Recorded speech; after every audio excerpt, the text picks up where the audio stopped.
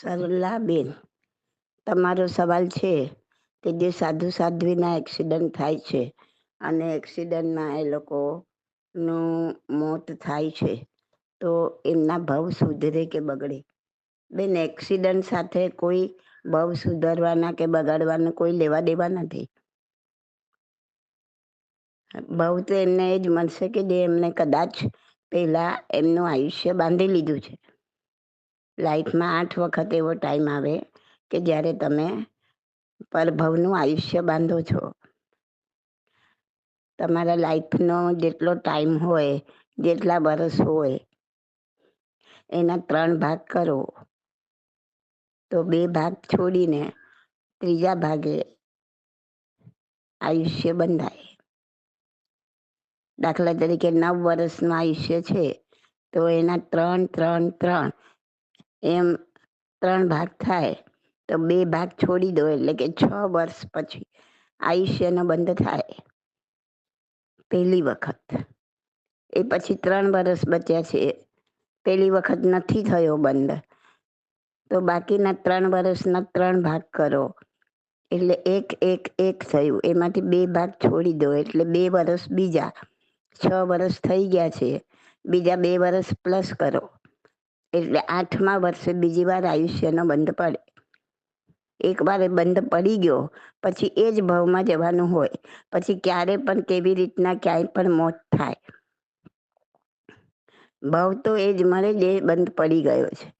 આવો 8 વખત અવસર આવે લાઈફની અંદર. આપણને ખબર નથી આપણું આયુષ્ય કેટલું છે અને ક્યારે એ બંધ પડશે, એટલે સતત જાગ્રત રહેવાની જરૂર છે. હવે જે સાહેબજીના એક્સિડન્ટથી મોત થાય છે,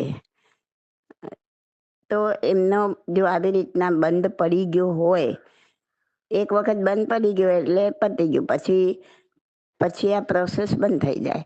જ્યાં સુધી ન બંધ પડ્યો હોય ત્યાં સુધી આ રીતના 8 વખત ચાન્સ મળે. છેલ્લો 8મો ચાન્સ ન પડ્યો હોય તો છેલ્લે 3 મિનિટનું આયુષ્ય બાકી હોય તો એમાં 2 મિનિટ પસાર થાય અને 1 મિનિટ બાકી રહે ત્યારે આયુષ્યનો બંધ પડે. એમાં એના પડ્યો તો છેલ્લા 3 ડચકામાં 2 ડચકા થાય અને આયુષ્યનો બંધ પડે. પણ આયુષ્ય બાંધ્યા વગર અહીંથી કોઈ જીવ જાય નહીં. પરભવનું, એક ભવનું આયુષ્ય બાંધ્યા વગર કોઈ જીવ જાય નહીં. તો એમની ભાવ તો એ જ થશે કે જે એમને પહેલાં આયુષ્ય બાંધી લીધું છે. અગર નથી બાંધ્યું અને એક્સિડન્ટ વખતે એના છેલ્લા સમયમાં આયુષ્ય બંધાય છે, તો એ વખતે એમના કેવા ભાવ છે, એ વખતે કેવા અધ્યવસાયમાં છે, એ પ્રમાણે એમનો ભાવ થાય. બાકી એક્સિડન્ટથી ગુજરે કે બીજી કોઈ રીતના આયુષ્યનો બંધ પડવાનો રીત આ જ છે, બીજી કોઈ નથી. બધા માટે એ જ છે. આપણા માટે, સાહેબજી માટે, કોઈ પણ મનુષ્ય માટે આ જ રીત છે. તો આ રીતના એમના ભાવ થાય છે. આપણા પણ આ જ રીતના ભાવ થાય છે. ઓકે, ખ્યાલમાં આવી ગયું? This audio is by Subodhi Masalia. My contact number is 88500 88567.